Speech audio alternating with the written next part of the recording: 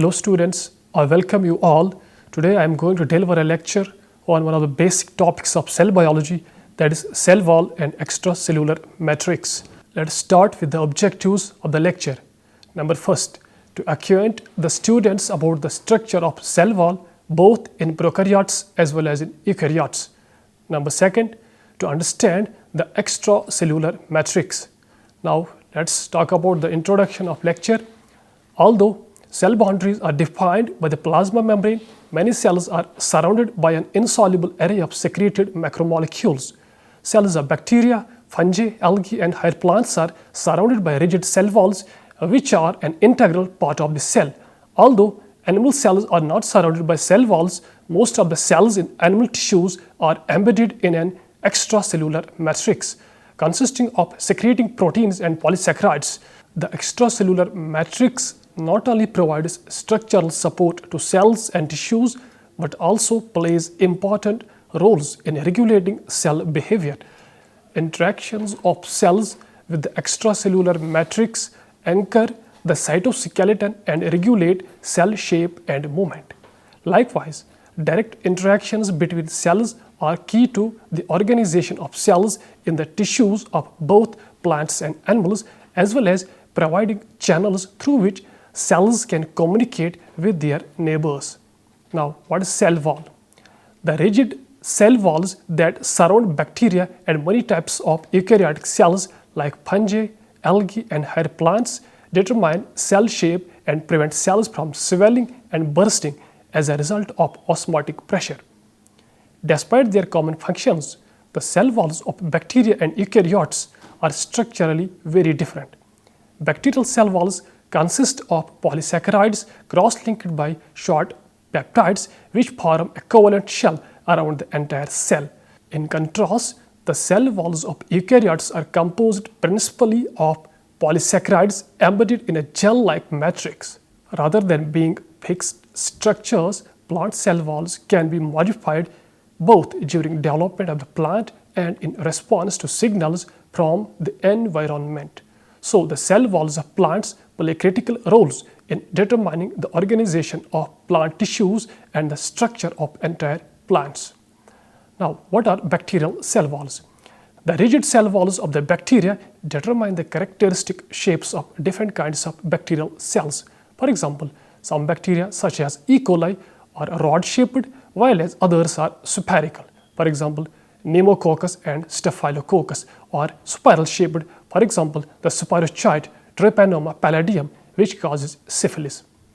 In addition, the structure of the cell walls divides bacteria into two broad classes that can be distinguished by a staining procedure known as Gram stain, developed by Christian Gram in 1884. The bacterial cell wall consists of peptidoglycan or murine, a polymer consisting of N-acetyl glucosamine and N-acetyl muramic acid, and short chain of amino acids. Alternating N-acetyl muramic acid and N-acetyl glucosamine molecules form a carbohydrate backbone, the glycan portion. Rows of N-acetyl glucosamine and N-acetyl muramic acid are linked by polypeptides, that is the peptide portion. The structure of polypeptide cross bridges may vary, but they always have a tetrapeptide side chain which consists of 4 amino acids attached to N-acetyl muramic acids. The amino acids occur in alternating D and L forms. While peptidoglycan is present in almost bacterial cell walls, there are two basic variations of structure seen in most bacterial cells, one described as gram positive and the one described as gram negative. Now, the gram positive cell wall. Gram positive cell wall consists of many layers of peptidoglycan and also contain teichoic acid. Teichoic acid may, number first, bind and regulate movement of cations into and out of the cell. Next, prevent extensive wall breakdown and possible cell lysis during cell growth. And number third, it provides much of the cell wall's antigenicity. Now let's talk of gram-negative bacterial cell walls. Gram-negative bacteria such as E. coli have a dual membrane system in which the plasma membrane is surrounded by a permeable outer membrane. These bacteria have thin walls located between their inner and outer membranes. In contrast, gram-positive bacteria, such as common human pathogen Staphylococcus aureus, have only a single plasma membrane, which is surrounded by a much thicker cell wall. Despite these structural differences, the principal component of cell walls of both gram-positive and gram-negative bacteria is a peptidoglycan, which consists of linear polysaccharide chains cross-linked by short peptides. Because of this cross-linked structure, the peptidoglycan forms a strong covalent shell around the entire bacterial cell. Interestingly, the unique structure of their cell walls also makes bacteria vulnerable to some antibiotics. Penicillin, for example, inhibits the enzyme responsible for forming cross-links between different strands of the peptidoglycan, thereby interfering with cell wall synthesis and blocking bacterial growth. Now, the eukaryotic cell walls. In contrast to bacteria, the cell walls of eukaryotes, including fungi, algae, and higher plants, are composed principally of polysaccharides. The basic structural polysaccharide of fungal cell wall is chitin, which also forms the shells of crabs and the exoskeletons of insects and other arthropods. Chitin is a linear polymer of N-acetylglucosamine residues. The cell walls of most algae and higher plants are composed principally of cellulose, which is the most abundant polymer on Earth. Cellulose is a linear polymer of glucose residues, often containing more than 10,000 glucose monomers. The sugar residues in both chitin and cellulose are joined by a 1,4 linkage, which allow the polysaccharides to form long straight chains. Following transport across the plasma membrane to the extracellular space, single polysaccharide chains associate in parallel with one another to form microfibrils. Cellulose microfibrils can extend for many micrometers in length. Within the plant cell wall, cellulose microfibrils are embedded in a matrix consisting of proteins and two other types of polysaccharides, one hemicellulose and second pectins. Hemicelluloses are highly branched polysaccharides that are hydrogen bonded to the surface of cellulose microfibrils. This stabilizes the cellulose microfibrils into a tough fiber, which is responsible for the mechanical strength of plant cell walls. The cellulose microfibrils are cross-linked by pectins, which are branched polysaccharides containing a large number of negatively charged galacturonic acid residues. Because of these multiple negative charges, pectin binds positively charged ions such as calcium 2 positive and trap water molecules to form gels. An illustration of their gel-forming properties is seen in jams and jellies that are produced by the addition of pectins to fruit juice. In the cell wall, the pectins form gel-like network that is interlocked with the cross-linked cellulose microfibrils. In addition, cell walls contain a variety of glycoproteins that are incorporated into the matrix and are thought to provide further structural support. Algae typically possess walls constructed of glycoproteins and polysaccharides. However, certain algal species may have a cell wall composed of silicic acid. Alginic acid is a common polysaccharide in the cell walls of brown algae. Monocyl form microfibrils in the cell walls of a number of marine green algae such as Stabularia, as well as in the walls of some red algae like Bangia and Porphyra. Sulfonated polysaccharides occur in the cell walls of most algae. Those common in red algae include agarose, carrageenan, porphyrin, fusarilan, and phenoran. The group of algae known as the diatoms synthesize their cell walls from silicic acid. Both the structure and function of cell walls change as plant cells develop. The walls of growing plant cells, called primary cell walls, are relatively thin and flexible, allowing the cells to expand in size. Once cells have ceased growth, they frequently lay down secondary walls between the plasma membrane and the primary cell wall. Such secondary cell walls, which are both thicker and more rigid than primary walls, are particularly important in cell types responsible for conducting water and providing mechanical strength to the plant. Primary and secondary cell walls differ in composition as well as in thickness. primary cell walls contain approximately equal amounts of cellulose, hemicellulose, and pectins. In contrast, the more rigid secondary walls generally lack pectin and contain 50 to 80% cellulose. Many secondary walls are further strengthened by lignin, a complex polymer of phenolic residues that is responsible for much of the strength and density of wood. The cellulose fibers of primary walls appear to be randomly arranged, whereas those of secondary walls are highly ordered.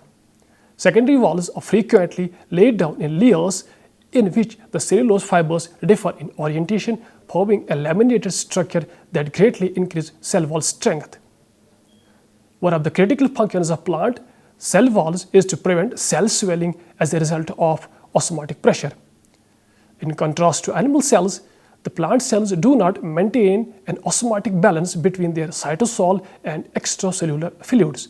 Consequently, osmotic pressure continually drives the flow of water into the cell. This water influx is tolerated by plant cells because their rigid cell walls prevent swelling and bursting. Instead, an internal hydrostatic pressure called turgor pressure builds up within the cell, eventually equalizes the osmotic pressure and preventing the further influx of water. Turgor pressure is responsible for much of the rigidity of plant tissues, as is readily apparent from examination of a dehydrated wilted plant. In addition, turgor pressure provides the basis for a form of cell growth that is unique to plants. In particular, plant cells frequently expand by taking up water without synthesizing new cytoplasmic components. Cell expansion by this mechanism is signaled by plant hormones, that's auxins, that activate proteins called expansions. The expansions act to weaken a region of the cell wall, allowing turgor pressure to drive the expansion of the cell in that direction. As this occurs, the water that flows into the cell accumulates within a large central vacuole, so the cell walls expand without increasing the volume of its cytosol. Such expansion can result in a 10 to 100-fold increase in the size of plant cells during development. As cells expand, new components of the cell wall are deposited outside the plasma membrane. While the matrix components, including hemicelluloses and pectins, are synthesizing in the Golgi apparatus and secreted there, cellulose is synthesized by the plasma membrane enzyme complex, that is cellulose synthase. Cellulose synthase is a transmembrane enzyme that synthesizes cellulose from UDP glucose in the cytosol. The growing cellulose chain remains bound to the enzyme as it is synthesized and is translocated across the plasma membrane to the exterior of the cell through a pore created by multiple enzyme subunits. A similar mechanism is used to synthesize chitin and hyaluronan, a component of the extracellular matrix. In expanding cells, the newly synthesized cellulose microfibrils are deposited at right angles to the direction of the cell elongation, an orientation that is thought to play an important role in determining the direction of further cell expansion. Interestingly, the cellulose microfibrils in elongating cell walls are laid down in parallel to the cortical microtubules underlying the plasma membrane. These microtubules appear to define the orientation of newly synthesized cellulose microfibrils, possibly by determining the direction of movement of the cellulose synthase complex in the membrane. The cortical microtubules thus define the direction of cell wall growth, which in turn determines the direction of cell expansion and ultimately the shape of the entire plant. Cell walls from different plant tissues such as leaves, stems, roots, and flowers consist primarily of cellulose but differ in their matrix components and perhaps in the organization of their cellulose fibrils. There are at least 10 different cellulose synthase enzymes, and each plasma membrane enzyme complex contains 2 or more different forms, perhaps accounting for the varying organization of cell wall in different tissues. Now, the extracellular matrix. The extracellular matrix, commonly known as ECM, is a non-cellular component present within all tissues and organs and provides not only essential physical scaffolding for the cellular constituents, but also initiates crucial biochemical and biomechanical cues that are required for tissue morphogenesis, differentiation, and homeostasis. The importance of extracellular matrix is vividly illustrated by a wide range of syndromes which can be anything from minor to severe that arise from genetic abnormalities in ACM proteins. Although fundamentally the ECM is composed of water, proteins, and polysaccharides, each tissue has an ECM with a unique composition and topology that is generated during tissue development through a dynamic and reciprocal biochemical and biophysical dialogue between the various cellular components, for example, epithelial, fibroblast, adipocyte, endothelial elements, and the evolving cellular and protein microenvironment. Indeed, the physical topology and biochemical composition of the ECM is not only tissue-specific but is also markedly heterogeneous. Cell adhesion to the ECM is mediated by ECM receptors such as integrins, discoidin domain receptors, and syndicans. Adhesion mediates cytoskeleton coupling to the ECM and is involved in cell migration through the ECM. Moreover, the ECM is a highly dynamic structure that is constantly being remodeled either enzymatically or non-enzymatically, and its molecular components are subjected to a myriad of post-translational modifications. Through these physical and biochemical characteristics, the ECM generates the biochemical and mechanical properties of each organ, such as its tensile and compressive strength and elasticity, and also mediates protection by a buffering action that maintains extracellular homeostasis and water retention. In addition, the ECM directs essential morphological organization and physiological function by binding growth factors and interacting with cell surface receptors to elicit signal transduction and regulate gene transcription. The biochemical and biomechanical protective and organizational properties of the ECM in a given tissue can vary tremendously from one tissue to another. For example, lungs versus skin versus bone, and even within one tissue, for example, renal cortex versus renal medulla, as well as from one physiological state to another, for example, normal versus the cancerous.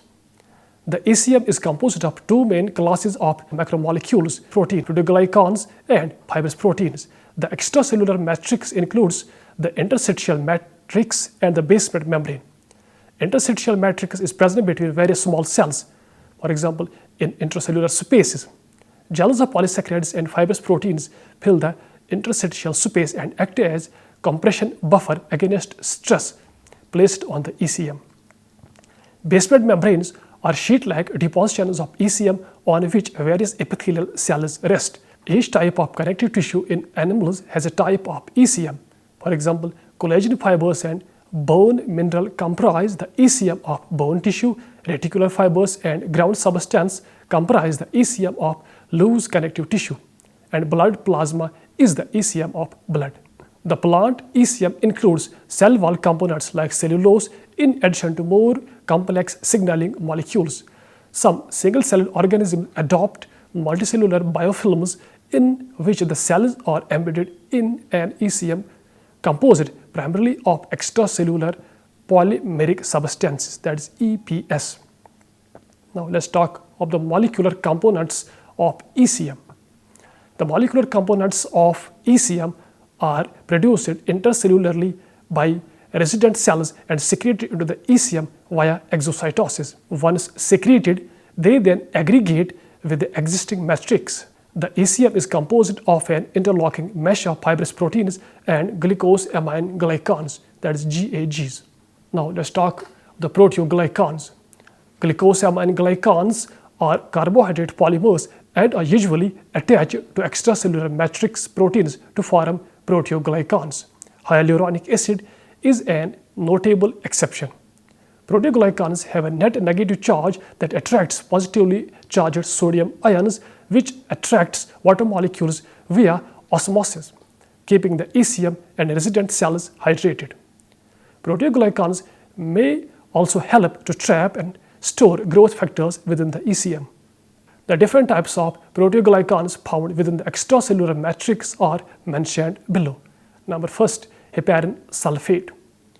Heparin sulfate is a linear polysaccharide found in all animal tissues.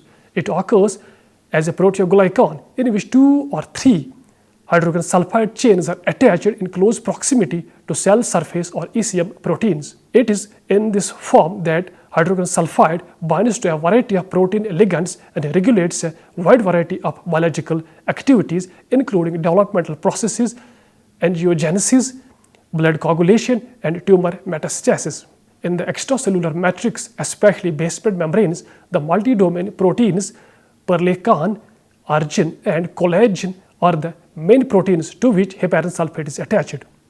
Now, number 2, chondroitin sulfate. Chondroitin sulfates contribute to the tensile strength of cartilage, tendons, ligaments, and walls of the aorta. They have also been known to affect neuroplasticity. Number 3, keratin sulfate. Keratin sulfates have a variable sulfate content and, unlike many other GAGs, do not contain uronic acid. They are present in the cornea, cartilage, bones, and the horns of animals. Now the next part, that is non-proteoglycan polysaccharides. Number 1, hyaluronic acid. Hyaluronic acid is a polysaccharide consisting of alternating residues of D-glycuronic acid and N-acetyl glucosamine, and unlike other GAGs, is not found as proteoglycan. Hyaluronic acid in the extracellular space confers upon tissues the ability to resist compression by providing a counteracting turgor, that is swelling, pores by absorbing significant amounts of water. Now next is collagen. Collagens are the most abundant proteins in the ECM. In fact, collagen is the most abundant protein in the human body and accounts for 90% of bone matrix protein content. Collagens are present in the ECM as fibril proteins and give structural support to resident cells. Next is elastin. Elastins, in contrast to collagens, give elasticity to tissues, allowing them to stretch when needed and then return to their original state. This is useful in blood vessels, lungs, skin, and the ligamentum noci. Next is fibronectin. Fibronectins are glycoproteins that connect cells with the collagen fibers in the ECM, allowing cells to move through the ECM. Fibronectins bind collagen and cell surface integrins, causing a reorganization of the cell cytoskeleton to facilitate cell movement. Next is laminin. Laminins are proteins found in the basal laminae of virtually all animals. Rather than forming collagen-like fibers, laminins form networks of web-like structures that resist tensile forces in the basal lamina. Now, next, extracellular matrix in plants. Plant cells are ciliated to form tissues. The cell wall is the relatively rigid structure surrounding the plant cell. The cell wall provides lateral strength to resist osmotic turgor pressure, but it is flexible enough to allow cell growth when needed. It also serves as a medium for intercellular communication. The cell wall comprises multiple laminate layers of cellulose microfibrils embedded in a matrix of glycoproteins, including hemicellulose, pectin, and extensions. The components of the glycoprotein matrix help the cell walls of adjacent plant cells to bind to each other. The selective permeability of the cell wall is chiefly governed by pectins in the glycoprotein matrix. This was all about today's lecture. Hope you enjoyed and understood.